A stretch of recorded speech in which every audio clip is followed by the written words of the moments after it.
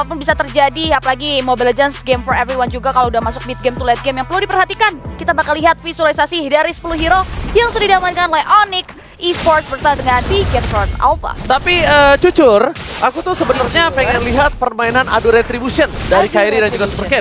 Yang sebenarnya Superken ini kan banyak dibicarakan di seluruh Mobile Legends Indonesia. Bahkan first spot terjadi di bottom lane. Dan para pasukan dari Onyx kali ini mencoba untuk mendapatkan Moreno kembali. Moreno masih mempertahankan satu sosok flicker yang dia miliki dan ternyata itu terdeteksi oleh seorang Boots. Lihat, freeze lane yang terjadi bahkan membuat Boots benar-benar unggul dan Surizo tertinggal satu level. Dan untuk XP laner tertinggal satu level itu mahal. Yes, out of nowhere ya, tiba-tiba Surizo hilang. Tapi nampaknya Shadow DT dikeluarkan gitu saja. Untungnya belum ada resource lain juga yang dikeluarkan dari area Suns itu sendiri. Jadi masih cukup aman sebetulnya, walaupun lihat Superfin, Airborne Evac mengarah ke arah dirinya. Nggak boleh terlalu buru-buru ya dengan killing spree emblem. Dan juga Season Hunter yang diamankan nantinya akan berdampak dengan damage terhadap monster jungle yang dimiliki. Dan juga bagaimana nantinya damage yang dia berikan juga ke area beberapa pemain dengan adanya killing spree itu sendiri. Dan terlebih lagi kalau melihat dari area sisi Suns itu sendiri yang perlu diperhatikan, dia mengamankan karya Rapture. Kita tahu ada penetrasi yang bakal dihasilkan dari adaptif tersebut. Sehingga damage yang nantinya dihasilkan oleh Suns ini perlu diwaspadai oleh teman-teman Bigetron Alpha. Alright, tapi ini Suns akan menjadi pembunuh yang sangat berbahaya di arah backline oleh seorang Boots. Dan gue melihat Superken standby on position, memberikan satu retribution. Apakah dari Kairi mampu menuju ke arah sana sebelum terlambat? Dan bahkan adu retribution terjadi. Superken berhasil mendapatkan satu retribution, tapi ternyata satu poin kill didapatkan oleh Onyx. Boots harus hilang begitu saja. Para pasukan dari Onyx mereka bahkan kehilangan dua playernya. What a play from Bigetron Alpha. Superken berhasil mengaman retributionnya. Yes, nggak berhenti sampai di sana. Satu buah purple buff pun nampaknya jatuh di tangan seorang Superken. Ini membuat banyak sekali buah tangan yang dia bawa terkait pertemuannya dengan Onyx Esports di area Turtle Pit. Onyx mereka harus pulang dengan tangan kosong. Mereka harus mulai memutar otak mereka lagi untuk mencari perhitungan atau bahkan kompensasi lain atasnya kerugian yang mereka miliki di beberapa menit selanjutnya. Ini masih menit kedua. Apalagi kalau ngomongin banyaknya objektif, ini modal awal yang bagus buat Bigetron. Oh, bahkan coba lihat combo Combro Symphonial Skill yang berhasil dikeluarkan oleh seorang Suns dan juga Kiboy tanpa harus adanya Kairi. Walaupun di sana Kairi mencoba untuk membantu dengan ada damage yang diberikan, tapi Symphonial Skill-nya lihat. Ocean Oddity, Breath of Ocean, Rough Wave-nya dikombinasikan dengan satu Iron Hook. Dan bahkan dia memastikan dengan pelorihan itu benar-benar cantik. Kenapa? Mereka gunain skillnya satu persatu, diselesaikan skillnya, dan memastikan kalau Superfin harus ditenggelamkan di dalam Land of Down. Di arah top lane akan ada coba invasi yang coba dilakukan oleh para pasukan Bigetron Alpha. Yang nampaknya di arah mid lane sangat coba menghajar, mencoba untuk melakukan outplay, tapi nampaknya gagal. Belum memiliki damage yang cukup capable. Superken too strong kali ini. Yes, Rockwave untuk menyelamatkan diri. Masih ada pasif dari Talasopobia juga yang membuat dia masih survive dari serangan dua pemain Bigetron Alpha di area mid lane. Terpantau dari area sisi goldnya juga masih cukup equal ya. Tidak ada yang terlalu mendominasi. Bahkan dari kill count juga bisa disetarakan oleh teman-teman dari Onyx. Sehingga di game yang pertama kali ini masih belum ada terlalu mendominasi. Bahkan kalau kita lihat rotasi dari Bro Romber ya, terkhusus dari area sisi Kiboy sendiri. Ini dia Chip yang aku tunggu. Mencoba untuk melakukan steal terhadap Purple Buff. Adu retribution terjadi dan bahkan Kairi kali ini gagal mengamankan miscalculate dari seorang Kairi kali ini. Kayaknya nampaknya dia berpikir kalau misal Phantom Execution ini cukup untuk bisa mendapatkan Purple Buff. Superken, what are you doing? Superken seorang diri mencoba diselamatkan belakang, tapi lihat Rough Wave menutup hari dari serempak sia Superken. No power of retribution di tangan Bigetron Alpha. Para pasukan dari Onyx mereka mencoba untuk membayar kehilangan purple-nya dengan ada satu sosok turtle. Apakah berhasil? Tapi para pasukan dari Onyx mereka nampaknya akan mendapatkan turtle ini dengan gratis tanpa ada cashback sama sekali. Bahkan 2-1 for life. Alright, akhirnya ada satu pertukaran tapi belum berhenti sampai di sana, di mana final flash dikeluarkan gitu saja. Kairi mendenial serangan yang diberikan oleh Superfin dengan ada satu buah Tondros yang dimiliki. Untung aja nggak ditumbangkan karena itu bisa jadi kerugian yang cukup fatal sih, karena baru aja beberapa detik sebelumnya dari area Onyx sendiri berhasil secure satu buah keuntungan. Happy birthday Moreno. Surprise attack Bapak Ibu yang membuat para pasukan dari Onyx kali ini berhasil mendapatkan satu buah poin kill. Moreno udah mulai harus aware sih. Dan bahkan kalau bisa kita lihat CP di arah top lane, cewek cuma nge-buying time. Karena dia tahu dia hero scaling. Yes. Saken punya power yang lebih sakit di early-nya. Dan dia bertahan dengan clear minion dari Saken, dia juga nggak mau terlalu terburu-buru. Tahu betul ya, dua belah god lane-nya adalah pemain inti yang nantinya berkontribusi lebih lagi terkait damage. That's why cewek dan juga dari area Sakennya sendiri benar-benar sangat memperhatikan langkahnya karena conceal play nampaknya sudah mulai diaktifkan. Walaupun kedua pemain dari Bigetron Alpha mereka tahu betul untuk mundur secara teratur. Dibalas lagi dengan area conceal, Superfin akan coba untuk mulai menelusuri di area rumputan yang masih belum terdeteksi bau-bau dari pemain-pemain Onyx di area objektif sana. Meanwhile di bottom lane.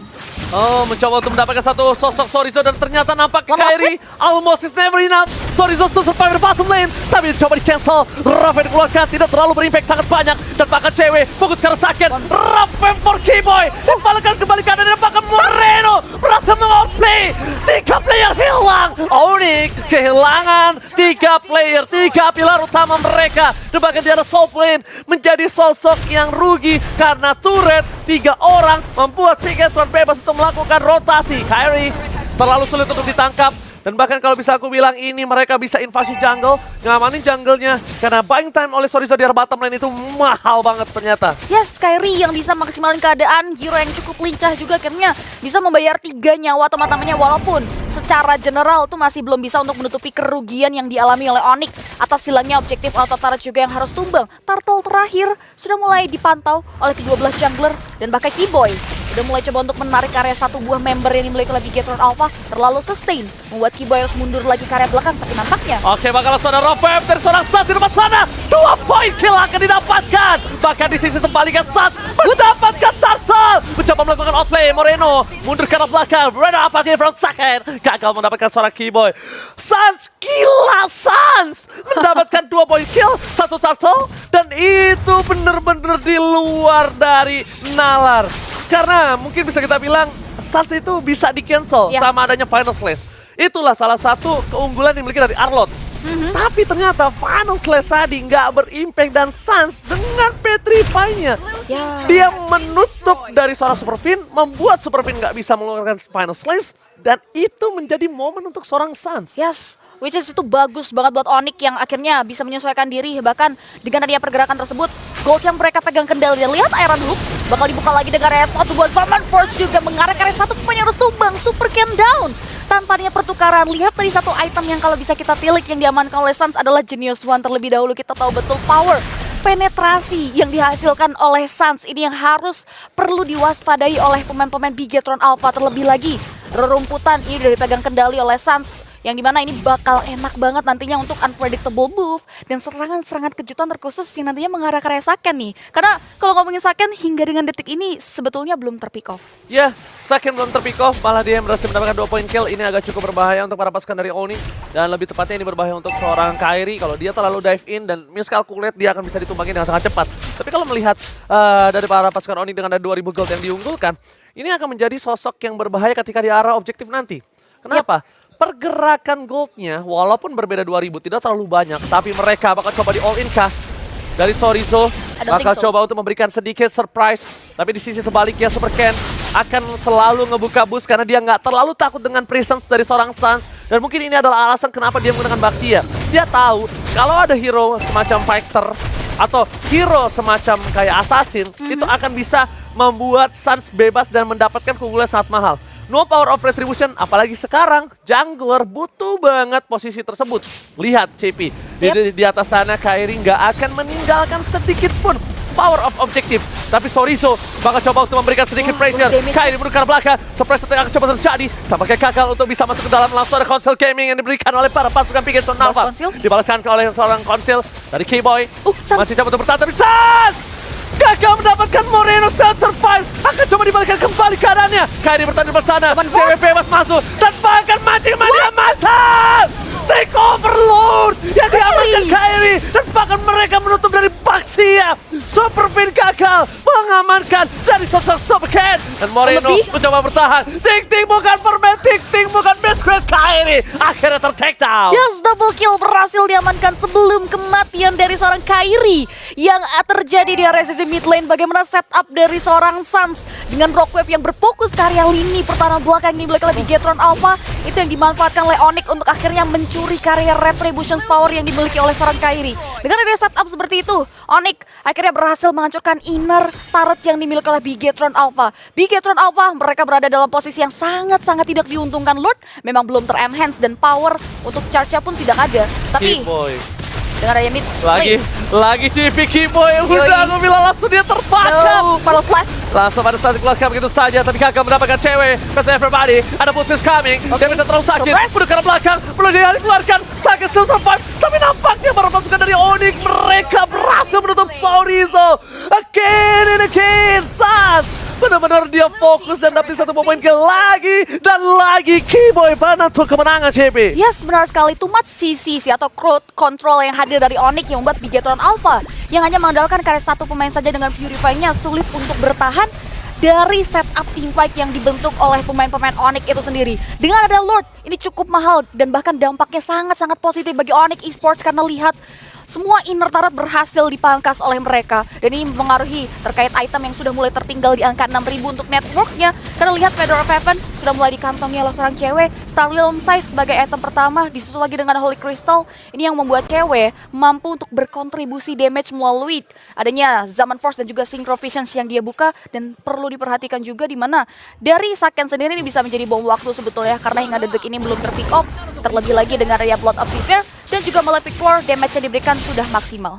Alright, udah terlihat potensinya, tapi Keyboy belum terlalu terburu-buru. Aronho macam mana mantap lah nih. Hanurano siap menjadi pilihan utama, tapi saat Matinai dan gagal Murino SFG berhasil membuat Terrify Gaming. Tapi sakit dari pasangan Aronho apati for nothing. Gak ada damage yang dikeluarkan. Mereka kehilangan 3 playernya. Bahkan coba fokus di arah Atom Lane. Para pasukan dari Onyx, mereka tidak peduli apapun yang terjadi. Ini bencana. Para pasukan dari Onyx, mereka mengungguli hingga 8.000 gold. Dan mungkin Lord berikutnya akan di tangan dari Onyx. How come Bigetron Alpha bisa melakukan satu pencurian take overlord dengan kondisi jungler mereka adalah jungler frontliner. Tidak seperti Kairi yang bisa melakukan sedikit penyelinapan ke arah backline dari pasukan Bigetron Alpha. Ya, terlebih lagi hero melee mereka bisa menghindari serangan yang datang dari Moreno sih. Itu yang mungkin jadi isu kenapa Moreno benar-benar nggak diberikan space yang luas banget untuk bisa mendeliver dari damage terrifying ke area beberapa pemain Onyx yang memang bisa terbilang lincah ya dari area Sans, dari Keyboy-nya itu sendiri. Dan terlebih lagi di Lord kedua nih, Lord yang sudah memiliki power enhance. Teman-teman dari Onyx bahkan berhasil mengambil karya 2 base turret. Ketika Lord ini berhasil disecure oleh Kairi, ini bakal jadi momentum yang bagus banget buat mereka. Tapi kita bakal lihat bagaimana power retribution dari Super Ken. Karena kalau ngomongin dari perbedaan level, ini akan mempengaruhi bagaimana damage retribution nantinya masuk. Mengingat Kairi sudah memasuki level maksimal. Oke, Kairi sudah berada di level 15, tapi yang mungkin harus diperhatikan dari Sans adalah dia tadi bisa mengoplay. Bakal ada konsil game yang terjadi, dapetin satu point kill kembali Arlo Killa. Dan Sans mencoba untuk melakukan zoning out dari belakang. Bakal ada push from Blackheart, looking for wipe out. Sorry, seorang diri, tadi menemani. Sorry, akan coba ditumpahkan, tapi Blackheart masih mania mantap. Oh my god, Iron Home from Keyboy, looking for wipe out. Bigetron Alpha terwipe out. Onyx Esports take the K1. Onyx Esports mengamuk dengan kemenangan 1-0 di match kita yang kedua. Setup mereka di early mereka cukup terseok-seok dengan first blood-nya Sorizo. Out of nowhere di turtle ketiga sih. Zoning out dari Sans itu 2 kali dia lakukan seperti itu. Gila sih, gila.